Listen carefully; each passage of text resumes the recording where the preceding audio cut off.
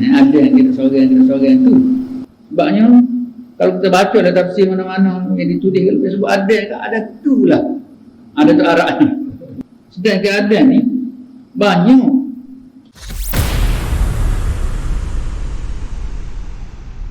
Wa akhrajna bihi nabata kulli syai'. Dengan air hujan yang kawat turun tu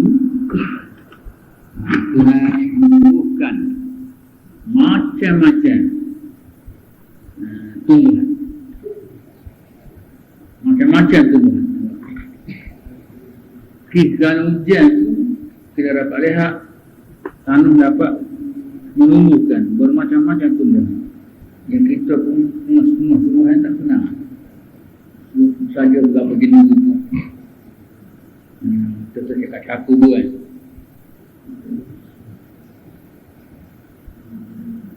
Fa'akhrajna minhu khadra. Selain pada macam-macam tumbuhan tu, Tuhan sebut lagi. Dia kata dia beri tumbuhan tu, dia buat keluar, buat lahir daripada tumbuhan tu. Ada sebahagiannya tumbuhan yang hijau. Tumbuhan-tumbuhan hijau. Buku-buku rampai dan sebagainya. Jadi bahagian tumbuhan hijau yang termaksud sini ialah tumbuhan nukhriju bihi min habban mutarakibah. Tumbuhan yang kami keluar biji-bijian dengan bersusun rapi. Ya, macam padi, gandum, suku, macam-macam tumbuhan. Hijau tu buat keluar tumbuhan tu dengan bersusun. Itu kita nampak lah biji-bijian tu. Jadi semua tumbuhan semua ni pada dasarnya ialah Allah Ta'ala cipta benda tu sebagaimana dia cipta benda-benda lain.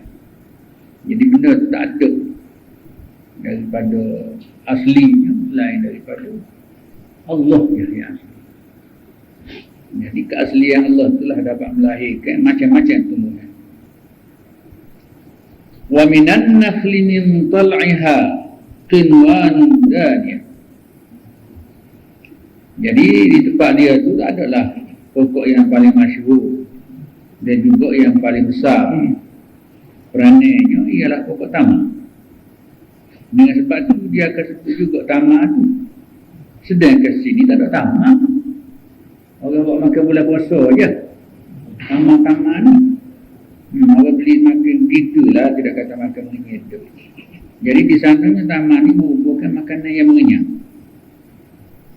Wa minan nakhli, sebahagian pokok tamaknya, pokok kurma ni.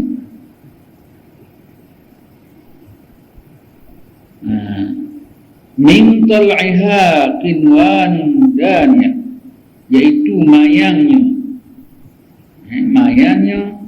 mengurai. Mayangnya mengurai tanda buah kurma yang runtuh. Qinwanun daniyah. Jadi mayang mula-mula dia tumbuh itu dia cacah. Mayangnya apa, mayang gapo. Dia belum ada isi lagi kan, mula-mula keluar tu dia berdirilah. Lepas tu sebahagian di antara mayang-mayang tamak tu dia keluar tu, lepas tu dia menunduk tu mana dia berisi dah tu. Dia ada isi dah. Berat.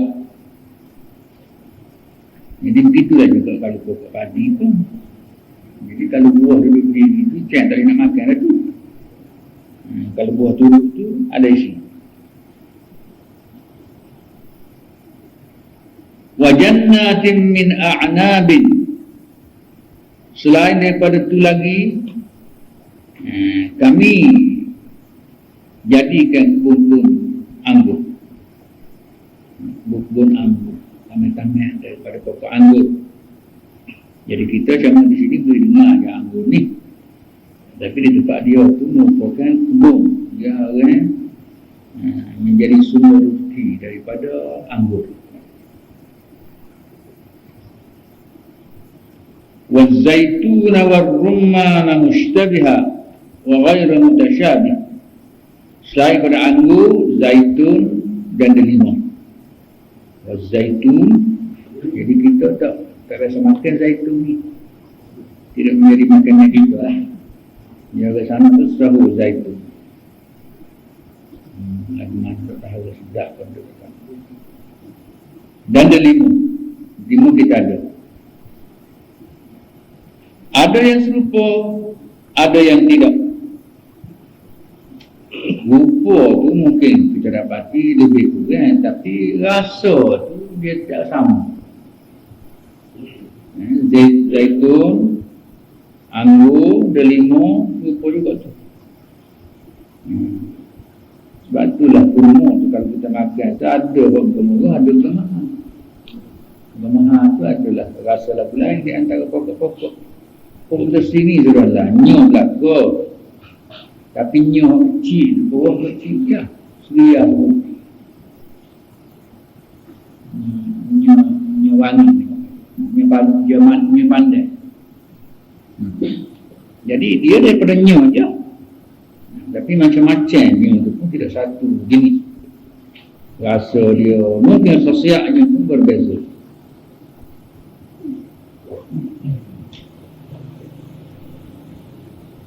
Unzuru ila thamarihi idza asmara wa yan'im. Jadi Tuhan royak semua benda yang telah jadi itu tumbuh-tumbuhan itu. Kalau kita nak hitung tak terhitung banyaknya. Selain betul ada Tuhan jadikan untuk makanan kita. Tak boleh makanan khusus, makanan kalau tidak khusus. Ini makanan yang mengenyang, tak mengenyang. Untuk berlazat-lazat dengan makanan itu yang dituduh oleh Allah. Tuhan suruh fikir itu.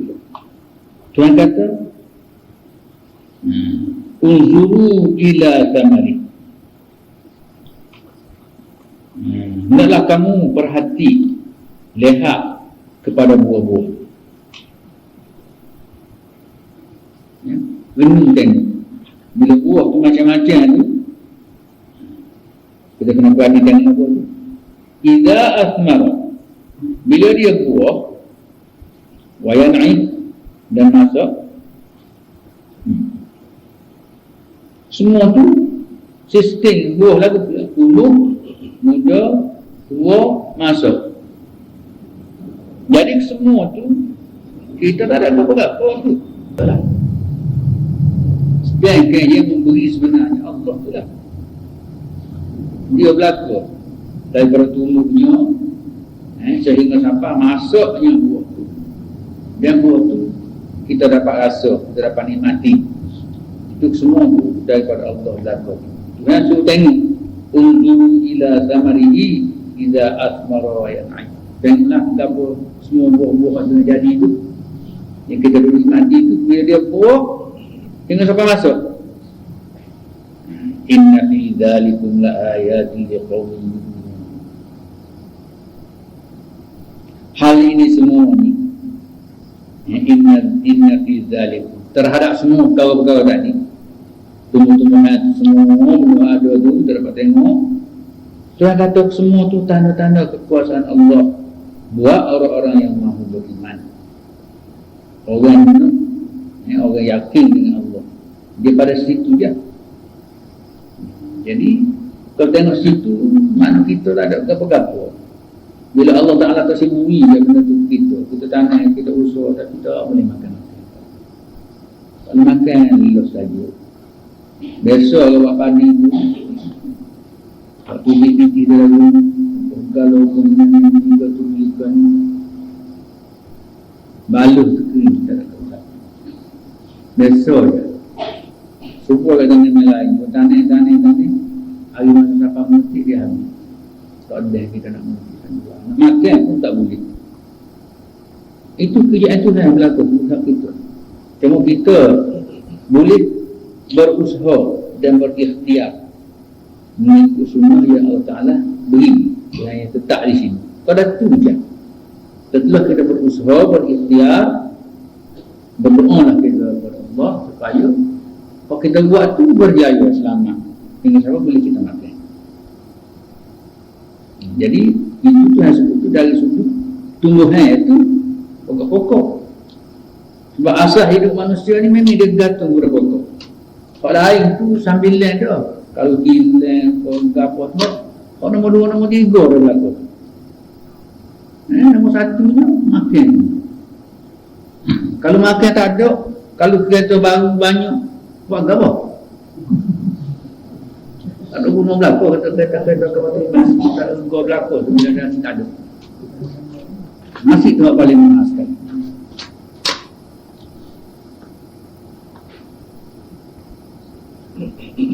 Syekh berkata, ini Syekh nak ayat ni, maksud ayat ni.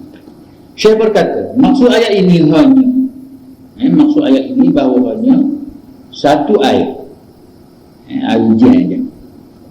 Satu air, sejenis air, tetapi lahir tumbuhan dari pelbagai jenis. Air sekali dia tu yang hujan besar. Dia esok tumbuh macam-macam tumbuh daripada hujan. Kerana benih yang ada tu sudah ada tu di dalam pokok. Kawasan kok yang molek dan medan kesok. Jadi kawasan kok tandus nukung boleh menumbuh juga pokok-pokok. Selain pada pasir kan, pada pasir itu tak apa-apa tumbuh tak apa-apa tak ada pasir dulu. Kalau pasir itu dia tidak berubah, tetap memang naik di hujan juga. Pada pasir pun kalau di hujan naik dari pokok.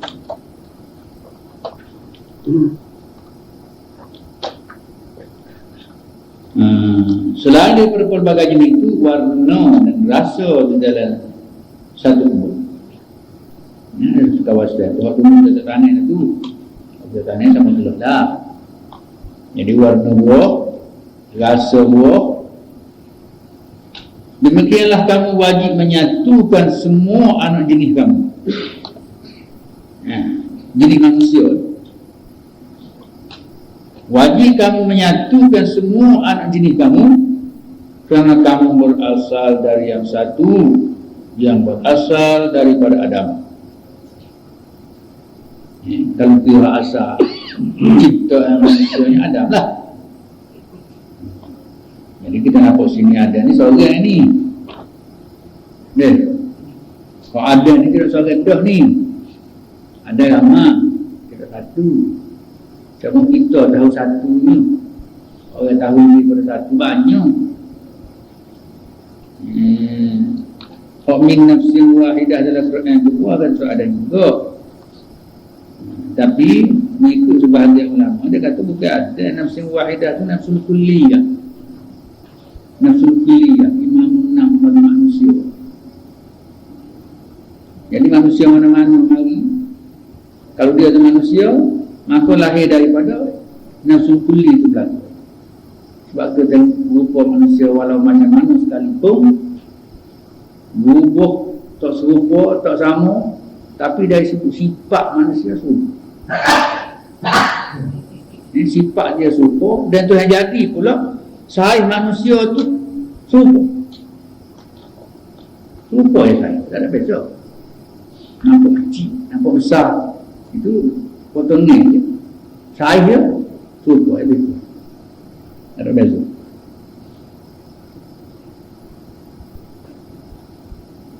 Jadi masalah adan yang disebut dengan juga apa? Masalah ni tak keliru doa nanti. Masalah keliru doa. Sebab tak apa dia sebut. Adan kita seorang tu. Sebabnya kalau kita baca dalam tafsir mana-mana yang ditulis kalau dia sebut adan, ada tu lah. Ada tu arahnya. Jadi gitu. Sedangkan adan ni banyak. Samalah dengan semua tumbuhan daripada air yang satu dalam kebun yang satu.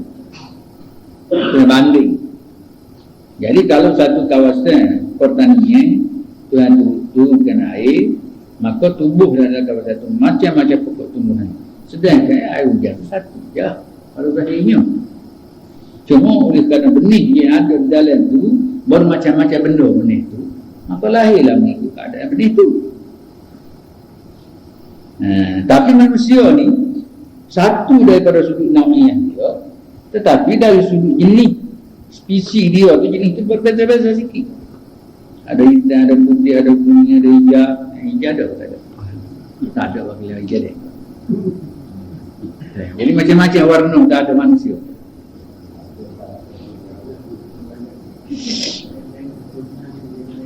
Tapi hijau ni orang kata pakai yang surga. Dia kata pakai surga. Dia panggil pakai surga ni jangan duduk buka apa-apa. Kerana surga-surga ni tempat nikmat. Hijau ni melambangkan nikmat, tumbuhan-tumbuhan. Biasa tumbuhan ni dia hijau-hijau. Jadi hijauan ni mendatangkan nikmat dan kebaikan bagi kehidupan manusia. Maka dengan sebab tu manusia anggap hijau ni adalah benda yang baik. Begitu je. Samalah dengan semua tumbuhan daripada air satu dan kebun satu. Maka wajib bersatu di bawah satu undang-undang dan Tuhan yang satu. Ini kewajipan yang harus dipegang oleh semua manusia tanpa kecuali. Manusia ni sewajibnya, sepatutnya jangan ikut banyak undang-undang. Dia pakai sesuatu undang-undang sudahlah sebagai undang-undang manusia. Kerana kamu sendiri juga dijadikan daripada jiwa yang satu, iaitu Adam alaihissalam. Sama juga manusia pun jadi daripada spesies yang satu. Sama Naw'iyah Adam lah. Adam tu pun ada Naw'iyah dia lah. Tapi orang cerita aku tak tahu juga ni. Kita pun tak jalan. Orang kata kubur. Tak jalan ke mana. Dia kata kalau nak tengok orang yang banyak gagang, banyak pesing, banyak rupa, banyak warna, pergi jelajah di India. Di India ada macam-macam jenis orang, rupa parah dengan warna kulit semua lain tak jadi balas. India awak benar. Tapi sekarang mana orang alam mungkin ada orang begitu menyelidik ataupun melihat benda-benda balas. Tapi kalau kita lihat tu mungkin tak nampak. Dia kira orang yang belakang gitu je lah. Jadi kalau dia ada tujuan, pasti dia boleh boleh menentukan. Sebab kalau kita di Malaysia pelbagai dah. Yang kita Malaysia itu pelbagai dah. Tapi semua begitu tidaklah banyak. Cuma yang di pelbagai ni kerana kacukkan kebanyakan.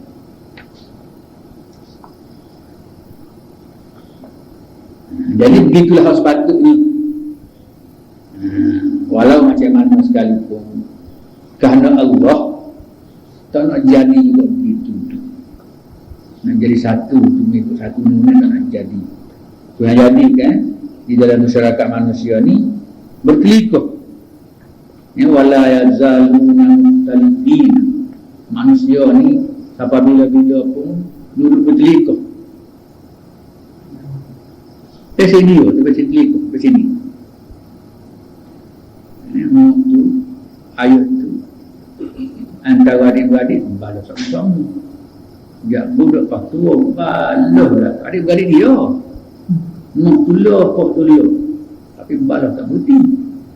Apa tak pula kalau adik-beradik lah mulai kok lain. Mulai kok lain. Bini kita tu mulai kok lain. Kita mulai kok lain. Tak balas. Balas tak berhenti juga. Jadi balas tu atas dasar peningkatan. Jadi ada benda meningkat dari balas. Tu Tuhan buat memang begitu lah. Ikhtilah tu rahmat. Dia kata ada kan ikhtilah mati rahmat. Nabi kata pertelagahan di kalangan aku tu menimbulkan rahmat. Rahmat tu bagi orang faham je. Orang tak faham tak jadilah rahmat. Kalau orang faham dia ambil orang molek. Bila belah tak ada orang molek, ada uduk. Jadi kalau uduk tu tepikan ambil yang molek. Maka yang molek itulah membawa kepada rahmat.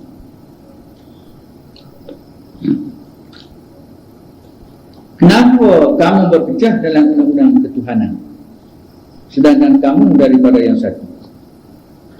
Soalnya, soalnya bila dapati hidup di sini, pecahlah, balahlah, dan masalah peraturan hidup. Perpecahan ini bertentangan dengan fitrah dan tabiat kamu yang asal. Maka kamu wajib mengikuti fitrah kamu yang asal yang sejahtera.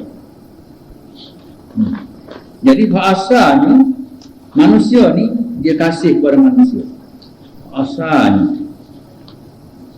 Tapi bila manusia tu dah lama berkelompok, dan kemahuan manusia sebagaimana kita baca dalam hujatullah tu, Tuhan jadi manusia ni ada persediaan dia, persediaan tempat dia, fokus dia ada. Orang ni sini, orang ni sini, orang ni sini, orang ni sini, orang ni sini. Lepas tu Tuhan buat asal. Buat asal. Kerana hal tu adalah menyebabkan pelbagai benda yang wujud dalam dunia. Kita tak suruh ada benda, tapi benda tu dia lahir. Dia wujud. Dia lahir wujud. Orang nak berlaku. Kita ambil komputer dalam Malaysia. Belum ada komputer mula. Tak ada siapa kenal komputer. Tak ada siapa mimpi dengan komputer. Bila lahir komputer, pakat kenal belakang, nak belakang. Sedangkan penggunaan dia tu nak erti bahasa Inggeris. Jadi hak tak erti pun nak juga. Hak tak erti pun nak juga. Kalau kita boleh guna, ada orang guna boleh guna. Kita tidak guna, kita nak pakai. Guna orang lain. Atas maksud itu. Guna juga mana komputer. Jadi benda tu memanglah terhadap manusia. Lahir itu daripada tabiat yang berbeza-beza tadi. Jadi itu yang buat tu ada hikmat tadbir dia. Cuma kita tak tahu. Kita nampak buruk kadang-kadang misalnya. Sebenarnya benda tu baik tu, molek tu. Sebab kadang-kadang benda hak uduh kita berasa uduh. Hak molek kita berasa molek. Hak sebenarnya hak molek kita berasa itulah membawa kepada keburukan dan keuduhan. Kalau kita berasa uduh tu bukan tu bawa kebaikan. Jadi balik. Memang Tuhan buat gitu. Asa an tuhibbu syai'an wa huwa syarrul lakum. Facebook dalam ayat lain. Semoga kamu kenal sangat tu, setuju sangat tu. Satunya buruk akibat baru. Dia membawa bencana. Wa asa an takrahu syai'an wa huwa khairun lakum.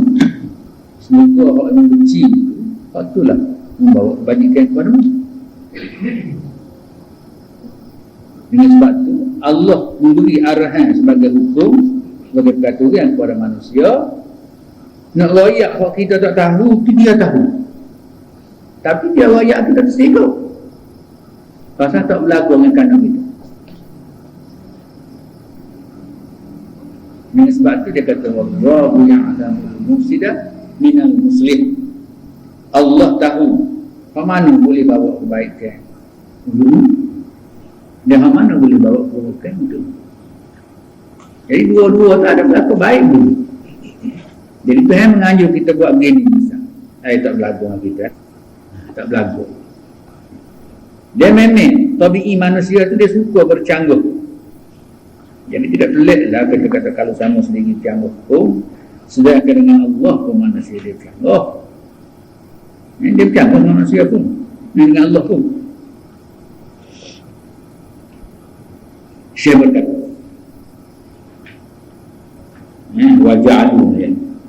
waja'alu lillahi syuraka'al jin. Orang-orang yang musyrik itu, waja'alu lillahi syuraka'al jin. Orang musyrik itu dia tak jadikan jin itu sekutu bagi Allah. Dia ambil jin sebagai sekutu. Jin itu satu kawal lagi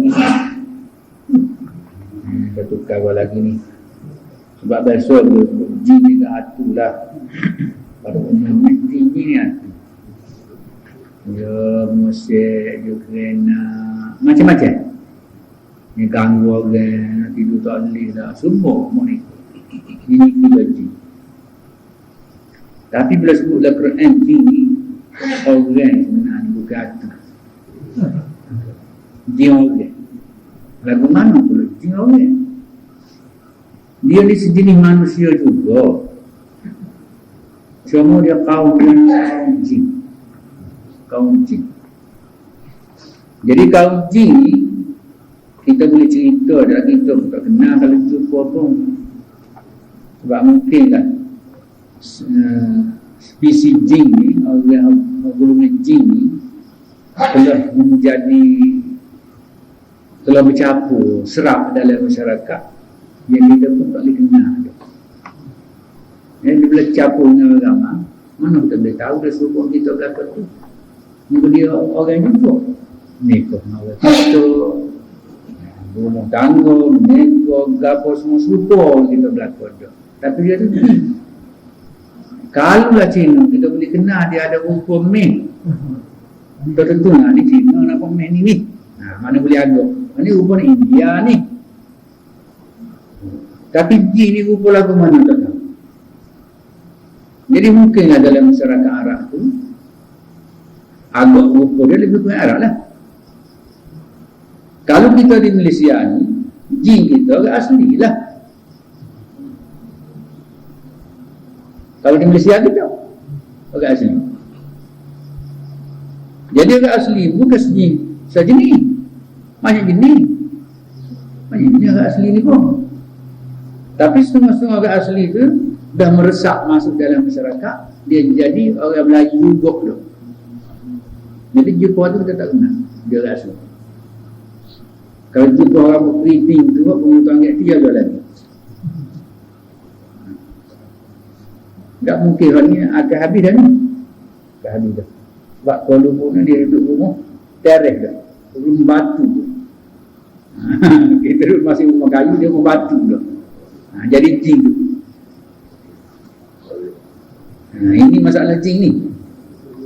Jadi jangan kita nampak jin ni atu. Dia nampak jin ni orang seperti itu. Wa ja'alu lillahi syuraka'al jin. Orang-orang musyrik zaman dulu dia jadikan jin itu sebagai sekutu Allah. Pasal apa? Sebab jin ni dia ada benda-benda yang istimewa yang tidak ada pada kita. Kemampuan dan kebolehan dia asli itu yang begitu tak serupa dengan kita. Jadi banyak benda-benda tu. Dari sudut tenaga Waibi ke berapa pada belakang. Jadi bila begitu orang tu banyaklah memujakan jin. Kalau dalam masyarakat Arab dulu, jin ni ialah satu kaum dia panggil Raja Balqis tu. Balqis tu dari kalangan jin tu. Balqis ni orang satu kerajaan dia ada. Jadi setelah tamadun dia runtuh, maka masyarakat dia tu merata dalam dunia. Jadi bila merata itulah dia akan serap masuk dalam masyarakat tu. Dulu dia ada satu masyarakat khas dia. Saya berkata, apabila seorang itu hampir kepada Hazratul Qudus, hampir dengan Malail A'la. Hazratul Qudus ni ialah kumpulan Malail A'la. Tinggal lagi bezanya, Malail A'la ni ialah kumpulan malaikat-malaikat yang tertinggi selain daripada malaikat yang menanggung aras. Jadi mereka-mereka ofikat tinggi itu dia panggil Malail A'la lah. Lepas tu Hazratul Qudus ni setelah dia bersidang, membuat satu pada lahir satu cahaya yang khusus. Cahaya itu dipanggil Hazratul Qudus. Jadi bila seorang itu dia dekat dengan Hazratul Qudus, dia menjadi bercahaya. Dia sendiri percaya juga lah di pacang ada cahaya tu.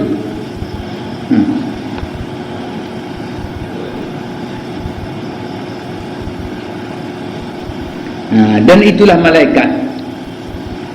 Jika seseorang itu jauh daripada Hazratul Qudus, dia menjadi gelap. Kalau jauh, gelap. Dia tak dapat pancaran daripada Hazratul Qudus. Jadi gelap itulah jin nama. Sesuatu yang datang daripada malaikat ke hati anak Adam, maka di situ tidak terdapat sebarang kesilapan. Kalau kita memikir, merenung, mengkaji dengan teliti, jadi apa yang kita kaji itu tidak silap. Kajian kita buat tu betul. Sebab datang tu daripada pihak Malik La'ala, pihak sebenar, dibantu oleh para malaikat. Jadi kalau kita buat tak jadi itu, maka itu daripada jin. Satu orang buat komputer, dia tak ada asal, buat menjadi orang berhubung.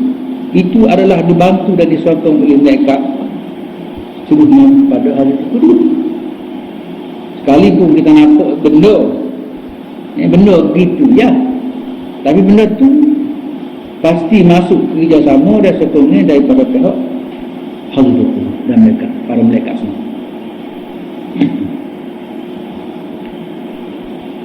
Jika datang daripada jin, maka terdapat kesilapan. Tetapi mereka menukar malaikat dengan jin.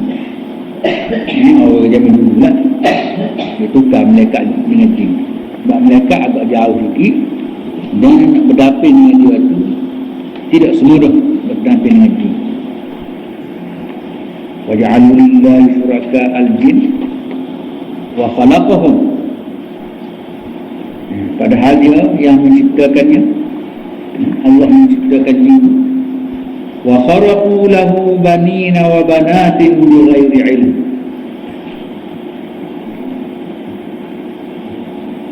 Padahal dia menciptakannya dan tanpa berdasarkan pengetahuan. Subhanahu wa ta'ala amma yasifun. Mereka mengada-ngadakan anak lelaki dan anak perempuan. Di situ lagu itu.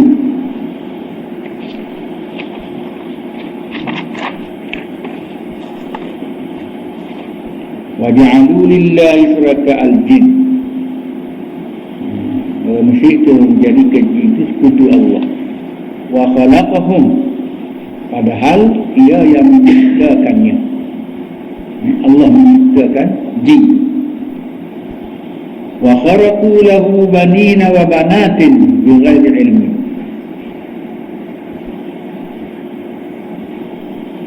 Dan tanpa berdasarkan ilmu, mereka mengada-ngadakan anak lelaki dan anak perempuan untuknya, untuk Allah. Jadi orang kafir itu, dia buat, dia kata Allah ni ada anak, dan di sini yang bukan anak lelaki, Allah tak, dia buat anak perempuan, dia buat Allah ni. Wa kharaqu lahu banina wa banatin bighairi ilmi. Mereka mengadakan anak lelaki dan anak perempuan untuknya.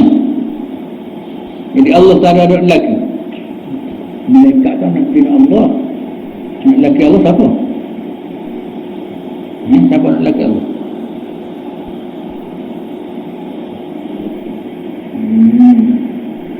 Tak ingat dia apa. Subhanahu wa ta'ala amma yasifun. Maha suci Allah dari segala sifat yang dikatakan oleh mereka. Ini ayatnya orang-orang musyrik benar dia memberi kepada Allah tu ada anak yatim dan miskin. Jadi mungkin anak yatim ni Nabi Isa lagi. Nabi Isa tu banatullah, ibn Allah, anak yatim.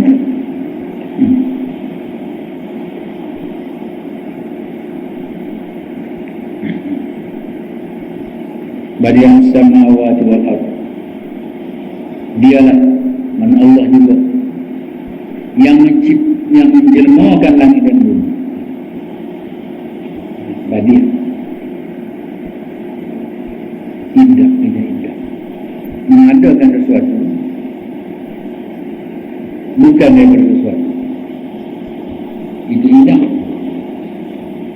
Jadi Allah telah menjelma. Allah yang menjelmakan langit dan bumi. Mana bumi dan langit semua ni Allah jadikan tanpa benda, daripada bukan benda. Wujud benda tu daripada tidak sesuatu.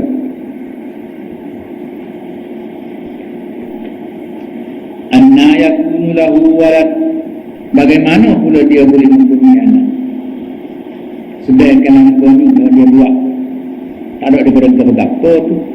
Jadi anak itu dah lahir daripada kejadian yang berasaskan bumi dan langit. Sedangkan langit itu Tuhan buat, bumi Tuhan buat tanpa ada asas benda. Jadi kalau kata Allah ada anak, macam mana Allah boleh ada anak? Walam takul lahu sahibah, sedangkan dia juga tidak mempunyai isteri. Allah pula anak pun tak ada, isteri pun tak ada. Wa khalaqa kulla syai', dia yang menjadikan segala-gala yang ada. Kulla syai', semua yang ada ni dia yang mencipta. Jadi khalaqa ni cipta setelah ada, cipta daripada bahan tu. Batin tadi dia mencipta tanpa bahan, tanpa asal, daripada tak ada tu kini ada, menjelma ada. Wa khalaqa ni daripada ada tu dia ambil buat ni. Kita buat ondeh-ondeh daripada tepung pembelah tu, buat ondeh, buat tepung lepas tiket, buat gabus ni daripada benda ada tu, itu khalaqa. Tapi kalau badik tak ada daripada gabus. Di sini Tuhan sebut dua cara Allah Ta'ala mencipta. Satu dia cipta tanpa benda, yang kedua cipta dengan benda telah ada. Wa khalaqa kulla syai', Allah menciptakan segala-gala yang ada. Wa huwa bi kulli syai'in alim, dan dia mengetahui segala-galanya. Jadi Nabi Rasulullah Allah tak boleh lah sebab semua dia buat. Dan benda yang ada semua ni tak terkeluar daripada pengetahuannya, kerana lahir daripada dia. Itulah Allah. Jadi kalau ada selindung, maka bukan Allah lagi. Zalikullahu rabbukum la ilaha illahu khaliqu kulli syai' fa'buduhu wa huwa ala kulli syai'in wakil. Itulah Allah Tuhanmu sekalian. Lagu itulah Allah ni mencipta tanpa benda dan mencipta dengan berasaskan benda. Dan semua benda-benda yang ada berasal daripada Allah berlaku. Tak dapat susuk sembunyi daripada dia. Jadi sifat berlaku lah Allah. Zalikumullah, itulah Allah Tuhan kamu, Rabbukum la ilaha illahu, tidak ada Tuhan kecuali dia. Tidak ada Tuhan, tidak ada Allah, melainkan dia lah Allah. Khaliqu kulli syai', pencipta segala yang ada. Fa'budu, dengan sebab itu hendaklah kamu sembah dia, ibadat kepada dia, tunduk dan hinakan diri terhadapnya. Itu makna fa'budu. Wa huwa ala kulli syai'in wakil, dia yang mengatur segala-gala yang ada. Maksudnya kamu hendaklah jadikan undang-undang itu satu sahaja, sebagaimana Allah Tuhan kamu itu satu. Dialah pencipta semua. Dan itulah dia dikandaki di dalam ajaran Quran. Mana kalau kita menubuhkan sebuah kerajaan di mana semua rakyat hidup dalam sebuah kerajaan patuh pada satu undang-undang, maka undang-undang yang dicipta tu kalau sekiralah daripada orang Islam, maka dia kira undang-undang Allah. Undang-undang Allah. Sebab asal undang-undang itu ambil daripada ajaran Allah, daripada Al-Quran. Dan kita menciptakan undang yang sesuai untuk kehidupan kita dan berasal undang-undang Allah tu, maka dikira undang-undang Allah jugalah. Support. Tetapi oleh kerana kita rasa undang-undang Tuhan ni bunyi itu dalam Quran, rupa dia dalam amal dia tak nampak. Bukan Allah nak lakukan, Allah nak lakukan. Dia dalam hidup beramal kita hari-hari itu tak ada, tak nampak. Jadi berasal pada kehendak Allah di dalam kehidupan manusia. Jadi apa saja bentuk rupa undang-undang yang dicipta tu, kalau dasar atau ada dasar kebaikan untuk manusia tu, maka tu dikira Allah lah. Jadi langgar undang-undang itu mana salah, dosa juga.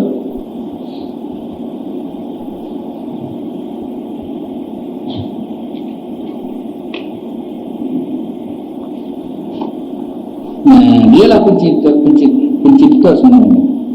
La tudrar wa huwa yudrikul absar wa huwa al-latiful khabir. Dia tidak biasa dicapai oleh mata.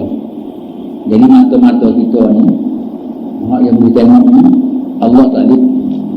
Mata ni tak layak untuk melihat Allah, untuk idrak, memastikan lagu mana rupa bentuk Allah, tak ada, tak layak ni. Wa huwa yudrikul absar, tetapi dia melihat semua penglihatan kita, mata kita kata semua dia tahu, tapi kita datang dia lagi. Ada dalam hadis yang disebut Allah ni dia ada pendinding di mana manusia tak boleh lihat kerana dinding, iaitu ada 70 dinding daripada cahaya. Dikatakan ada 70 dinding cahaya. Jadi kalau ada sebutir lampu depan kita suruh kali, orang di belakang lampu tak nampak kita, kita tak nampak dia kira tak nampak. Kalau lagi celup lampu tu lagi tak nampak. Sebab mata kita dengan lampu tu tak padan, cuma lampu tak halus mata. Jadi Allah pun ibaratnya macam itulah, macam tu. Oleh kerana dia tu terlalu terang, mata akan kali. La tudrikul absar wa huwa yudrikul absar. Dia berikan penglihatan orang tu. Syekh berkata, dalam bahasa arti idrak dengan penglihatan mata lah. Idrak ni dengan mata.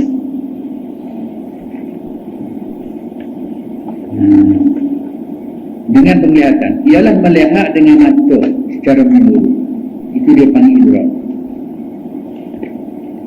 Dia ada juga idrak ni pun digunakan kepada akal, kefahaman. Kalau mata kita pun tak nampak, tapi akal kita boleh idrak benda. Dia panggil idrak juga.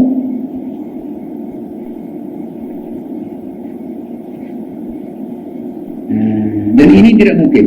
Malah manusia melihat Allah Ta'ala melalui salah satu daripada tajallinya saja. Yang orang ni boleh tengok Allah, boleh lihat Allah melalui tajalli dia, iaitu salah satu di antara. Bagaimana kita melihat rupa seorang di dalam cermin, misalnya kita tidak dapat melihat seluruh badannya, malah kita dapat melihat keadaannya sahaja dan mana-mana bahagiannya saja. Mana ibarat melihat Allah pun begitulah, kan tajalli dia, penjenuhan dia, benda yang dia melahirkan, itu je. Sebab itulah kalau yang ganjil kita lihat, kita tak fikir balik, sungguh dia Allah Ta'ala ni nampak Tuhan.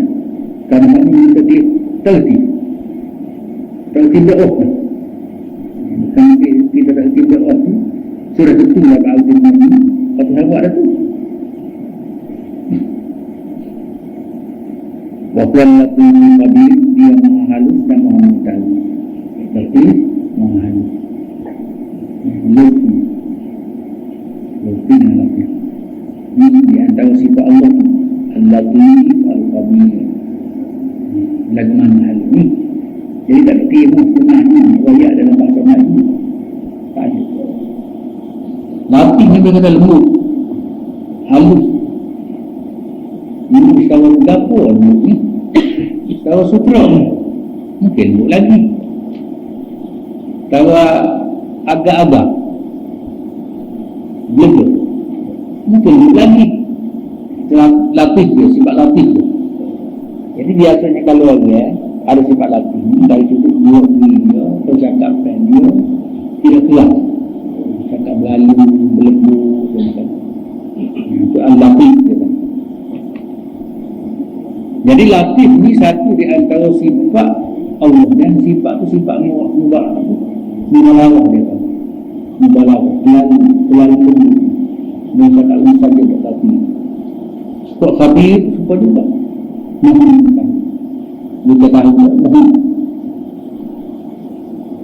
qad ja'akum min rabbikum, sesungguhnya disampaikan kepada kamu keterangan jelas dari Tuhan kamu.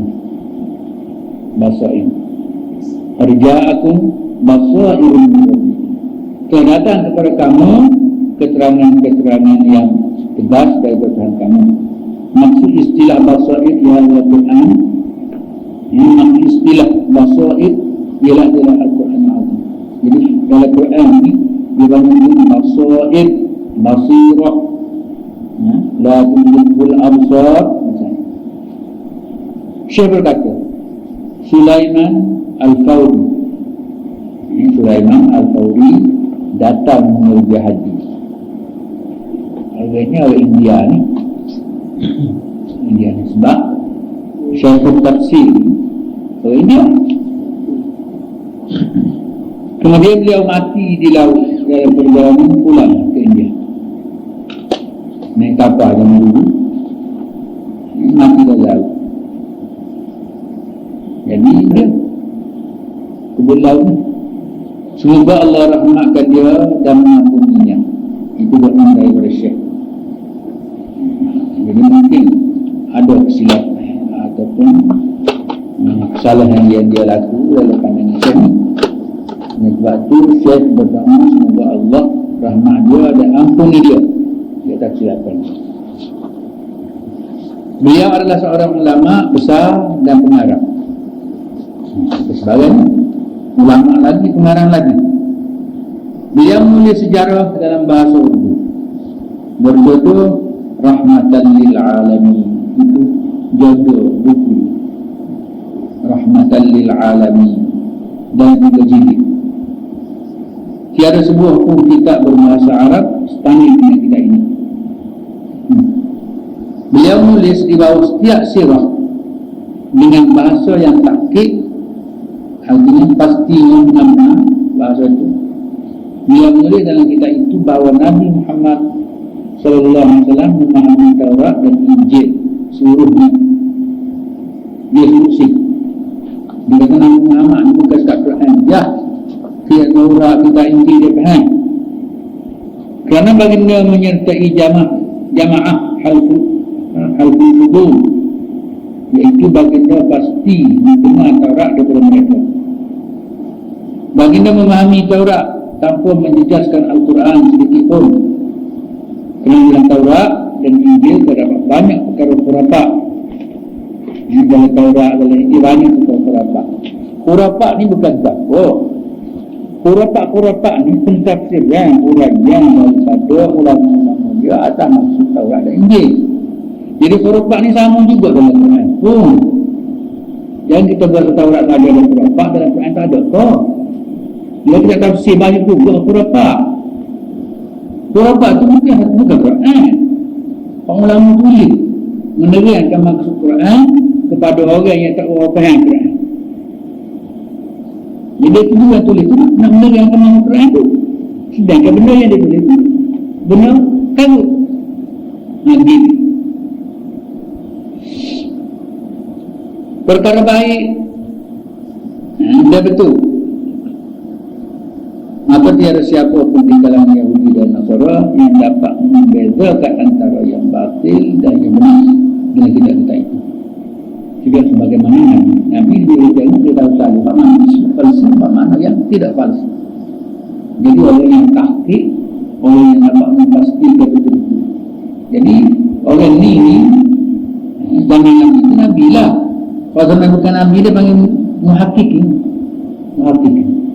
Muhaqqiqin ini dia baca kitab tu dia tahu kau mana yang sebenar, kau mana yang tak sebenar. Dia nampak selalu. Dia boleh kenal daripada benar itu sendiri.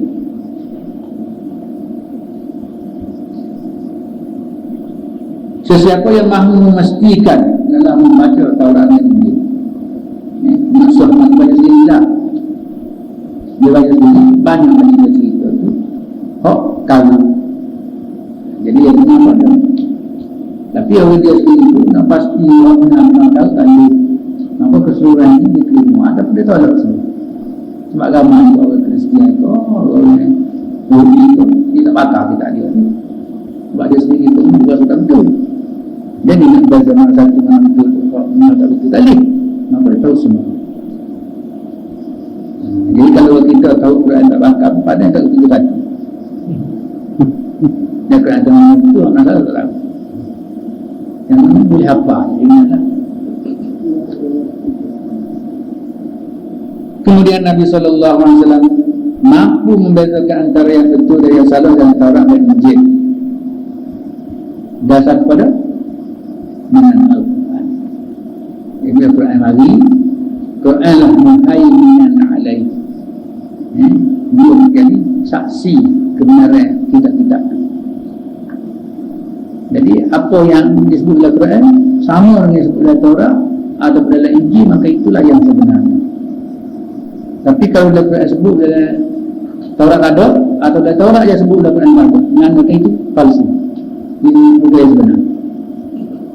Jadi orang yang baca Quran boleh faham Quran, maka dia boleh faham Taurat dan Injil.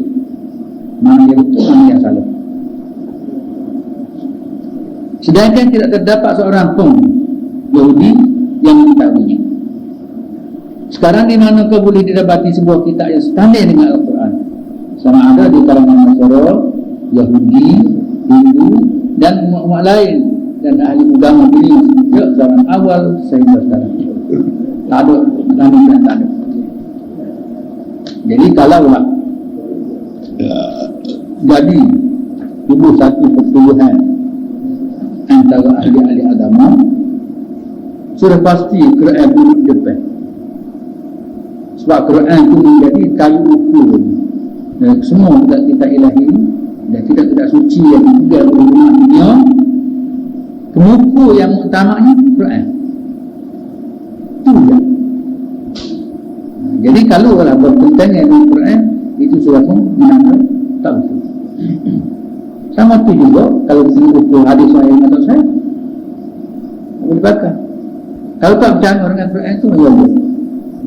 Kenapa nak masuk hadis itu? Kia ususah cek. Tak sih. Kita kalau tak apa. Begitu ya.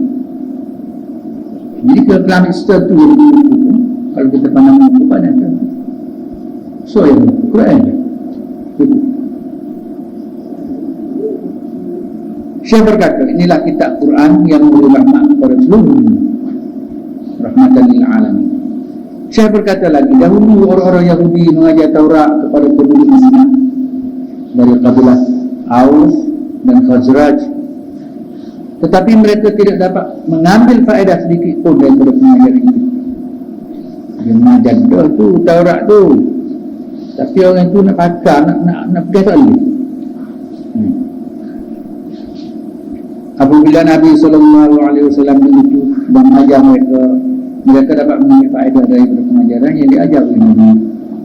Bila Nabi ajar Quran, maka daripada Quran itulah dia dapat membezakan antara yang benar dan salah yang ada dalam Taurat dan Injil. Jadi puja daripada situ lah juga agama orang Ansar, orang Madinah ikut Nabi. Sebab jalan yang Nabi bawa, ajaran dia jelas membezakan antara yang salah dengan yang betul. Faman absara fali nafsi Wa man 'amiya fa'alaiha, sesiapa yang biasa melihat, fali nafsi, maka manfaat dan faedah balik diri dia. Dia melihat, dia berusaha melihat, memahami, maka kebaikan kalau dia faham, dia lihat, dia nampak tu, balik dia lah. Wa man 'amiya fa'alaiha, sesiapa yang buta, sesiapa dah tak lihat, tak nampak, fa'alaiha, haruslah dia sendiri yang bertanggungjawab menanggung akibat kerusakan. Wa ma ana 'alaikum bihafiz, aku bukan pengawas di atas perbuatan kamu. Jadi Nabi sendiri saya jaga tempat itu, masing-masing jagalah. Kadzalika nusarriful ayat, begitulah kami menerangkan ayat-ayat ini dari segala segi. Syekh berkata, pengenalan ayat ini ialah Nabi SAW membuktikan seperti jalan akal mengenai perkara-perkara yang dipikir. Ini Syekh Nawayat, nusarriful ayat, kami terangkan ayat-ayat. Artinya Nabi telah membuktikan kebenaran dengan kesalahan, sehingga orang itu dapat faham dengan sendiri, supaya dia berfikir sendiri melakukan itu. Waliyaqulu darasta, sehingga mereka atau musyrik itu mengatakan, engkau Muhammad sudah pun mempelajarinya lebih dahulu. Kalau berarti belajar dah ni mana begitu. Waliyaqulu darasta,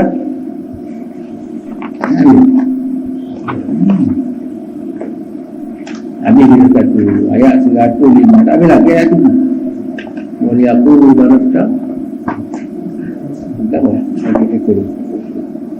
Sepatutnya dia keluar ni ayat tu. Biarlah dia buat satu lah. Wallahu a'lam. Wa kadzalika nusarriful ayati wa liyaqulu darasta wa linubayyinahu liqaumin ya'lamun. Situ dia duduk.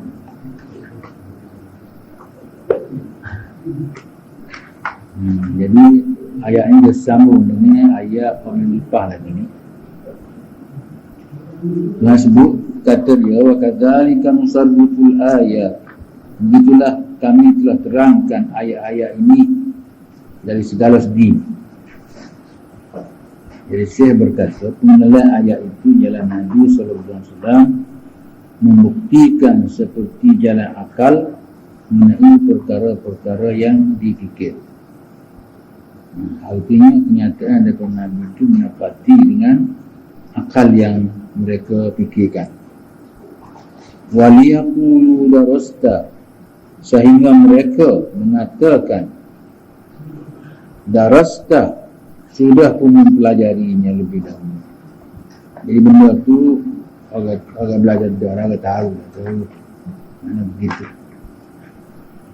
Walinubayyinahu liqaumin ya'lamun, justru kami terangkan ayat-ayat ini untuk orang-orang yang mengerti, untuk orang faham.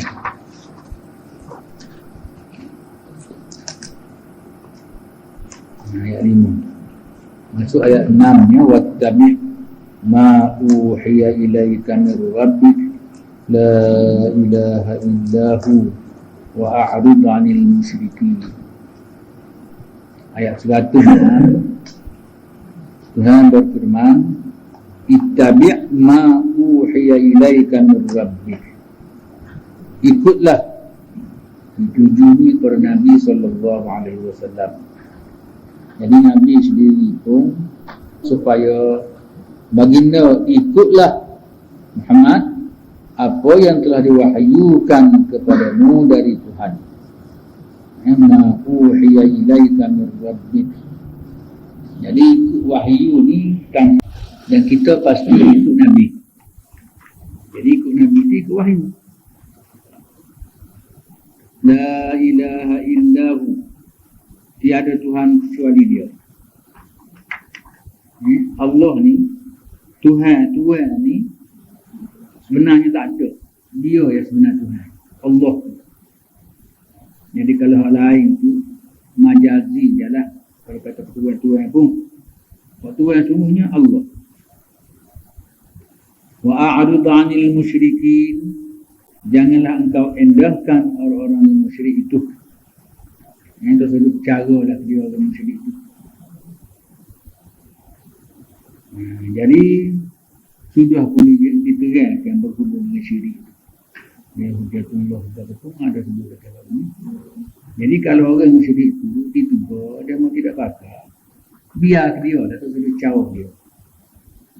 Sebab orang itu sudah pun dicop hatinya daripada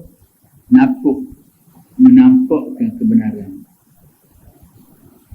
Syekh berkata, mereka tahu dan faham keadilan dan menghapuskan kezaliman. Orang musyrik tu, orang musyrik Mekah tu, memang orang ni mesti dia faham apa adil dan sepatutnya kezaliman ni dihapuskan. Jangan dibiarkan dia wujud dalam masyarakat. Orang tu faham, berhenti, bertauhid dan menafikan syirik, bersatu, jangan pecah. Itu mana bertauhid dan menafikan syirik. Tetapi mereka amat berat meninggalkan syirik secara menyeluruh. Melalui ada sikit abuk dan perpecahan itu bergerak. Dia nak juga sikit pun ada perselikahan itu. Kerana tindakan itu boleh menukarkan adat dan keadaan mereka keseluruhannya. Jadi kalau tak ada syirik sikit abuk, habislah ada arsan. Dia ada arsan ni dengan sendiri tu. Dia terjadi daripada keadaan hidup satu-satu masyarakat. Maju, tidak majunya masyarakat, dia bergantung kepada ada arsan. Sebab itulah kita tengok daripada belum merdeka ke selepas pada merdeka, sampailah ke 2002 ni. Kita tengok orang Melayu kita pada umumnya boleh mengubah tradisi dia, iaitu tradisi belajar. Dulu kita tak cara ke belajar ni, tak cara lah mana ke belajar. Kamu ingat waktu kamu mula-mula mari ke kawasan ni, rasa tak berapa orang lah cuma mengaji pakai universiti ke kawasan ni lah. Jadi selepas berlalu masa, kesedaran tu wujud ramai mengaji pakai universiti. Pasal orang semua pakai atas mengaji. Jadi dulu dia kata ke ibu bapa bodoh apa semua sekali pun, bila mengaji sekolah belakang anak-anak tidak bodoh pun boleh pergi ke universiti. Itu kerana ubah cara hidup. Jadi mengubah cara hidup ni suatu perkara yang pasti. Dengan cara tu dapat maju. Tinggal lagi syirik ni tak nak habis tak ni. Syirik nak habis tak ni. Kita duduk terikat dengan ada arsan dan juga perasaan-perasaan lama. Dewa ke misalnya, ini termasuk itu. Jadi orang musyrik tu nak tinggal seterusnya yang ada sedikit abuk syirik itu berat. Kerana tindakan itu boleh menukarkan adat dan keadaan mereka keseluruhan. Waktu ada bimbang benar. Kalau habiskan syirik, mungkin ada arsan dia tak meninggal, berubah habis. Gaduh saya yang ada arsan ni. Saya. Sebab tu kita pun serupa juga. Masih kita dengar suara-suara orang kita menyarankan bahawasanya adat timur, adat barat. Adat timur, adat barat. Dia ada berlaku tu adat sama. Di sisi Allah adat ni tak ada kira timur barat. Apa mana adat yang baik, adat yang boleh membantu ke arah kemajuan dan manfaat kepada umum. Hak barat pun comel, hak timur pun comel. Kalau hak boleh membawa kepada mundur, tak boleh berlaku timur barat. Tak ada kisah. Macam mana nak hak boleh, hak boleh membantu. Kalau ada orang tua-tua kita dulu lepas mengetan main, Wah deh. Main wah, main ketuk, sudah tak ada. Cuma benar dah, hapus. Adat tu adat tak berguna. Yang main goyang tak berguna. Jadi tukar. Ganti lebih modern daripada itu. Itu membantu dan juga menyokong kehidupan kita. Tetapi tanpa meninggalkan syirik secara menyeluruh, tidak mungkin mereka menyertai dan tampil ke depan dalam jamaah ahli kitab. Kalau tak ada semua syirik itu, memang tak dimasuk dalam kumpulan ahli kitab ni. Sebab kumpulan ahli kitab ni kumpulan orang berilmu. Ilmu ni, dia memang dah. Setiap perkara yang tidak bertentangan dengan akal, yang siuman, itulah ilmu. Jadi mana-mana hak yang agak tak masuk dengan akal, dia kena buat. Jadi ahli kitab ni ahli ilmu lah. Jadi ahli kitab yang masyhur pada zaman itu Yahudi dan Nasara. Jadi orang Mekah sendiri dia tidak ahli kitab. Cumanya dia tu ada warisan daripada bapa ahli kitab, iaitu Ibrahim. Warisan itu memang ada. Jika mereka tidak menyertai jamaah itu, mereka tidak dapat maju dalam masyarakat. Kerana tamadun di Hijaz adalah pada peringkat kedua sahaja. Tamadun yang berlaku dalam suasana masyarakat Hijaz tu, Mekah Madinah tu, arti tak tinggi. Tak tinggi. Dia duduk dalam peringkat yang kedua saja. Jadi peringkat yang kedua ni peringkat negara membangun je. Negara membangun, tidak jadi negara maju. Tamadun di Syria, Iran dan Iraq dalam peringkat keempat. Itu jauh beza tu. Jauh beza. Jadi dalam peringkat keempat ni berarti negara ni duduk dalam senarai negara maju dah tu. Itu bezanya.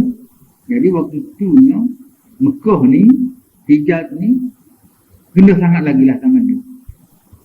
Sebab kalau kita baca dalam hadis menjelaskan bahawa suasana masyarakat zaman Nabi SAW, orang-orang pada zaman itu pakaian pun tidak cara balaman. Itu menandakan rendah tu. Rendah. Jadi pakaian ni, kalau ada fashion pakaian, kan, bertani fashion itu menandakan maju. Sebab pakaian ni kalau ada bentuk baju, ada bentuk seluar, itu menandakan orang itu dah maju dah tu. Tapi masyarakat Arab pada zaman itu tak ada bentuk tu. Dia bentuk kain selah, bentuk pakar pun tak jahit, orang selimut pun tak jahit juga. Sembah-sembah gitu. Macam Mahatma Gandhi pakar pun. Maka lagu tu. Jadi setelah peringkat dia akhir lah, Nabi tu di Madinah, orang-orang Madinah berniaga ke Syam, ke Syria, ke mana tu, tengok ada pameran-pameran jual baju-baju pakaian comel-comel. Jadi orang yang berniaga ni piti ada sikit, belilah lebih tu untuk Rasulullah, beli selah pakaian.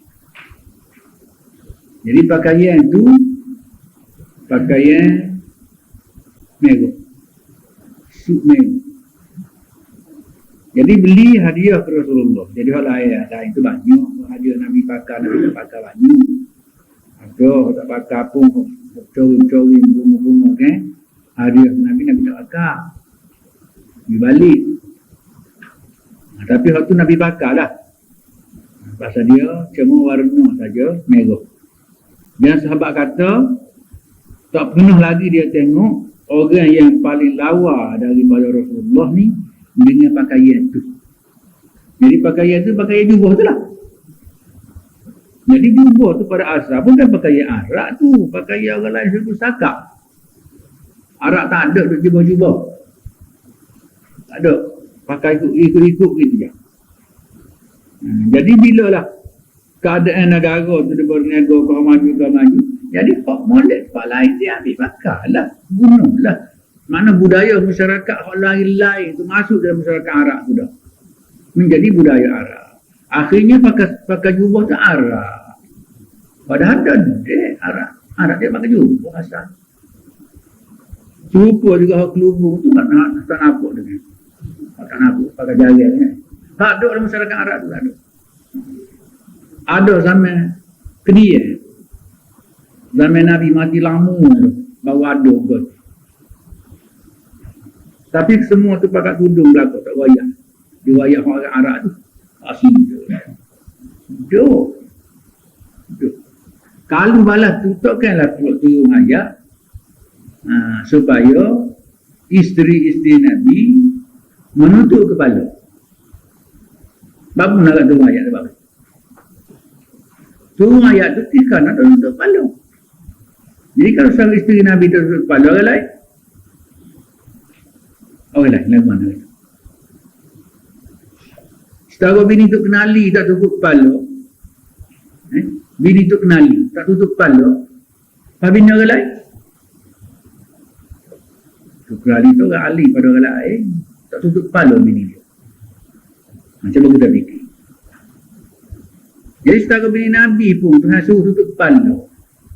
Suruh tutup bukan apa-apa, takut simbol dengan orang lain tak tutup kepala. Tu je. Jadi simbol orang lain tu, pak golongan kaca ni dia ganggu. Bila keluar kau nak pergi buat najis, kau nak pergi gapo ke dia ganggu. Jadi kalau buat berbeza daripada orang lain, orang tahu tak apa dia kelubung ni. Ada yang kata isteri Rasulullah tu tak ganggu lah. Jadi kalau ganggu juga, tindakan pun boleh diambil. Berarti dia sengaja dah ganggu. Itu keadaan. Jadi negara maju pada zaman itu juga. Zaman Syria, Iran, Iraq. Itu negara-negara maju. Syekh berkata, manusia yang mahu menyertai jamaah politik antara bangsa, iaitu antara millah, hendaklah memiliki 4 syarat. Kalau kita nak bercampur sama, nak ambil tahu, nak bercakap tentang hal politik antara bangsa, dia kena ada 4 syarat. Mengikut apa yang dikatakan oleh Syekh di sini. Pertama, menentukan matlamat. Ini baru politik nak dikuat. Karena seseorang yang mahu mengumpulkan manusia, hendaklah menyusun dalam fikirannya terlebih dahulu. Kemudian berfikir cara mencapai matlamat. Memang tu, kalau kita pakat duk ajak orang beramai-ramai, pakat nak agak apa? Kena susun lagu mana cara berfikir, ke mana tempat nak pergi, nak agak apa? Ada plannya. Ada siapa matlamat dia, lepas tu pastilah menjadikan matlamat itu utama. Tubuh hati, ambil ahli, nak agak. Jadi matlamat itu. Yang kedua, menentukan jalan yang boleh mencapai matlamat itu. Jadi matlamat tahu dah menentukan kajian Islam. Lepas tu nak tentu jalan. Jalan mana kita nak lalu untuk siapa ke arah tu. Sebab muka jalan ni banyak.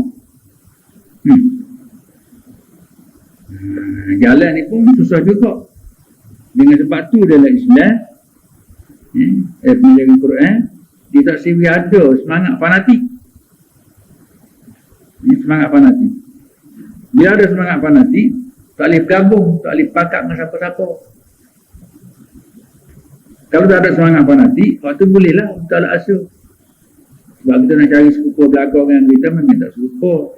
Kalau ada sikit-sikit yang tidak mengarak, tak jadi hal, bolehlah. Ketiga, mengasahkan siasat peringkat pertama yang tidak khilaf di kalangan mana-mana pihak. Malah ianya jelas kepada semua orang. Mengasahkan siasat, asahkan politik, pemikiran mentadbir masyarakat itu hak peringkat pertama lah. Itu peringkat sejaga sama antara semua dia. Kalau disebut dalam Quran, ta'alau ila kalimatin sawa bainana wa bainakum alla na'budu illallah. Ajak orang tu kita pakat buat benda hak serupa dan dengan kawan pun hak tu elok aja. Hak tu ajak situ lah. Jadi nak pastikan benda yang sama tu, hak tu boleh kita bincang lah. Artinya ajak pemimpin masing-masing tu membincangkan benda yang sama, letakkan dia sebagai asas yang menjadi asas kepada ketaatan orang ramai. Yang keempatnya dalam peringkat kedua, iaitu memberi kebebasan kepada semua orang memilih kemahuan mereka. Ini hak dari sudut adat resan. Dari sudut adat resan dan perasaan kaum ni kita tak boleh paksa. Waktu diberi kebebasan, semua orang boleh pilih mana arah yang mereka setuju.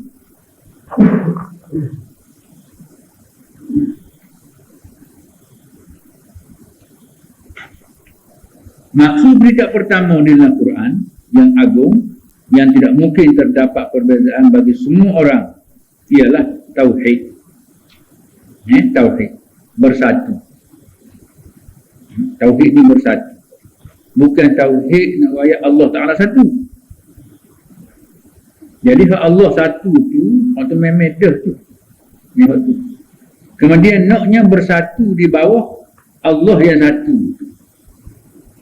Jadi ada resan yang berbeza bagi satu kaum tu, waktu jangan ambil berat. Tak suruh kira lah. Kalau orang ni pakai seluar, orang ni pakai kain misalnya. Jangan diterjeh lah. Kalau pakai kain tu pada pakai seluar pada pakai kain. Jadi kita ni duduk terjeh. Pemuka kecil-kecil itulah yang menjadi bawa masalahnya. Ada orang tak pakai piuh, ada orang pakai piuh. Kalau tak pakai piuh ni terjeh ke pakai piuh. Atau kalau piuh tu terjeh ke tak pakai piuh misalnya. Jadi muka tu muka kau. Kok tu muka kau kecil. Individu lah, gila. Ada resan je. Jadi kalau kita bentuk di kawasan-kawasan yang berdebu gapur, mana tutup juga. Kalau kawasan yang tak ada banyak debu, buka pun tak nak apa-apa. Begitu. Tapi oleh kerana ramai orang yang tak dapat membeza di antara perkara yang pasti, hak tak khilaf dengan hak pasti khilaf. Tak boleh beza tu, maka hak tak pasti pun jadi pasti. Dan inilah hak yang kita tengok berlaku sebab kita. Peringkat kedua ialah perkara yang diberi pilihan kepada manusia, iaitu keadilan. Peringkat kedua, iaitu peringkat keadilan. Akan tetapi harus diingat bahawa mengajar tauhid dan menafikan syirik secara berbahas dan bertengkar tidak mendatangkan faedah. Bincang, orang tak boleh ni. Dia baluh bala mana-mana pun tak jadi ke apa satu. Tidak mendatangkan faedah sedikit pun. Demikian juga melalui kuasa pemerintah yang memaksa mereka. Pun serupa juga berartinya. Kalau tahu paksa kan, patuh dengan kuasa, maka itu pun tak jadi. Kerana apabila kerajaan memaksa mereka diam. Dan apabila kerajaan lemah, mereka kembali kepada keadaan mereka yang asal. Sebagaimana yang berlaku di India.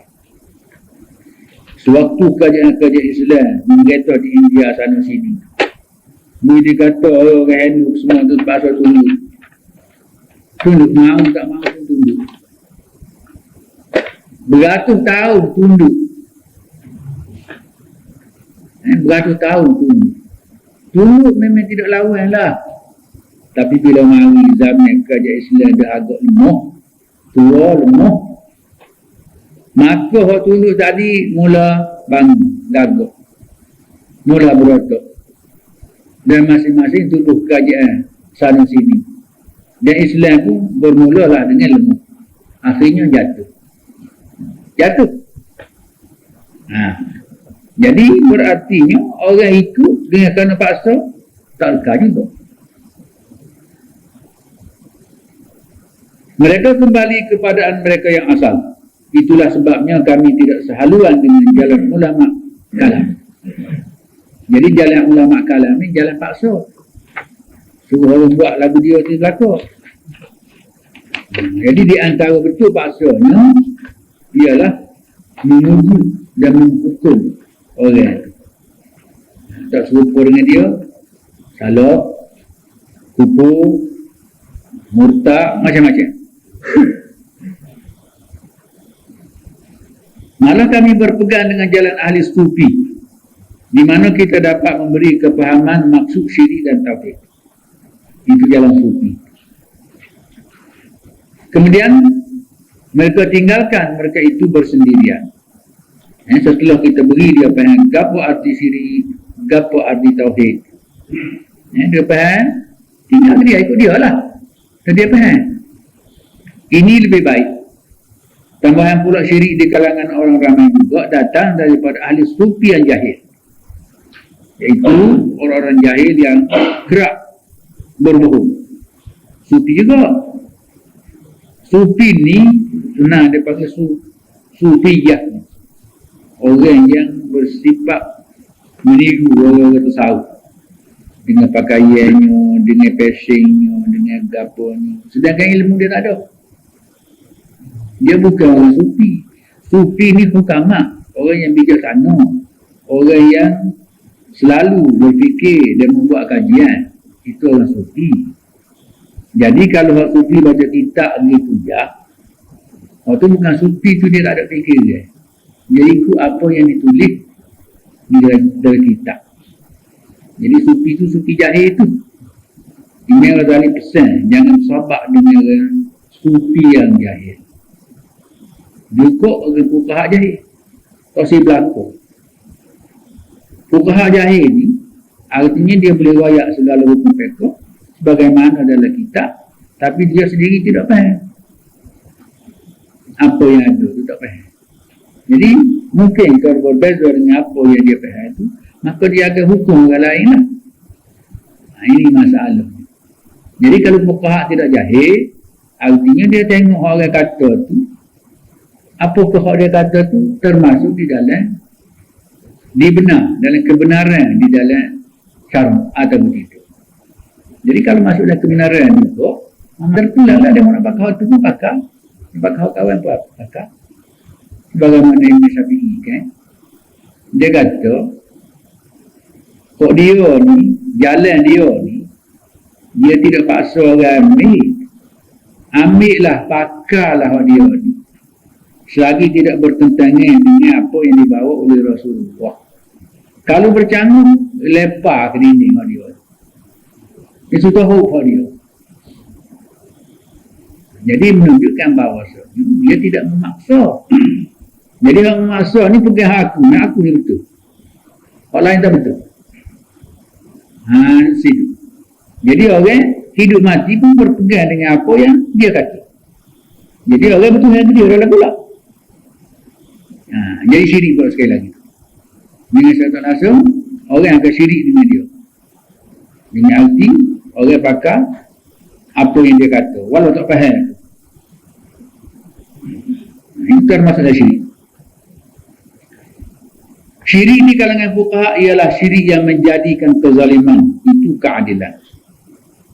Itu hak berlaku di dalam ulama-ulama fiqh ni. Zalim itu jadi adil. Syirik yang menjadikan kezaliman menjadi keadilan. Dan menjadikan pemerintahan yang zalim itu diikuti. Ini adalah syirik dalam undang-undang dari sudut fiqh. Yang ni memang biasa berlaku ni. Jadi berlaku ni di dalam pentadbiran. Berhubung dengan syirik di kalangan ahli sufi, terdapat dalam bahasan tauhid. Tetapi jika kita merujuk kepada ahli sufi yang sebenar dengan pengenalan yang betul, tidak terdapat syirik yang menyeluruh. Misalnya ada kitab nama Futuhul Ghaib. Futuhul Ghaib, kitab ni ditulis oleh Syekh Abdul Qadir Jilani. iaitu sebuah kitab terbaik dalam bidang tauhid. Jadi kalau kita nak baca kitab tasawuf berhubung dengan syirik dan tauhid, bacalah Futuhul Ghaib tu. Dia akan hurai di situ dengan sebaik-baiknya. Kitab itu telah dihurai oleh Syekh Abdul Haq Ad-Dihlawi di dalam bahasa Urdu. Jadi kalau boleh Urdu, belilah pula ni. Tetapi dakwah Syekh Abdul Haq ini bukan menolak syirik sebagaimana Syekh Waliullah. Pula dah berbeza. Tidak sebagaimana Syekh Waliullah, anak-anaknya dan pengikut-pengikutnya. Malah beliau adalah seorang ahli hadis yang faqih bermazhab Hanafi serta berkebolehan dalam ilmu kalam. Abdul Haq Ad-Dihlawi ini. Pengikut mazhab Hanafi di India keseluruhannya menerima kata-kata Syekh Abdul Haq. Tetapi Syekh Waliullah Ad-Dihlawi, anaknya Abdul Aziz yang pengikutnya, sebahagiannya diterima, manakala sebahagian lagi ditolak. Jadi orang ini tidak terima pula lah apa yang dibawa oleh Syekh Abdul Haq. Kalau dia terang atas Futuhul Ghaib tadi, bukan Futuhul Ghaib sendiri. Jadi hal ni hal ditulis oleh Syekh Abdul Haq ni berhubung dengan Futuhul Ghaib lah juga, tapi dia berhurai dia.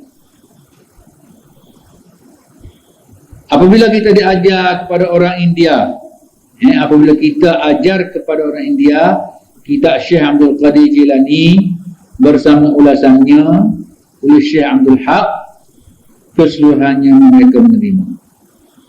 Jadi berartinya ulasan dia di atas Futuhul Ghaib itu mengikut selera masyarakat Arab dan masyarakat India. Dan kita harus tahu masyarakat India ni pada dasarnya keseluruhan dia tu berbekah mazhab Wahdatul Wujud.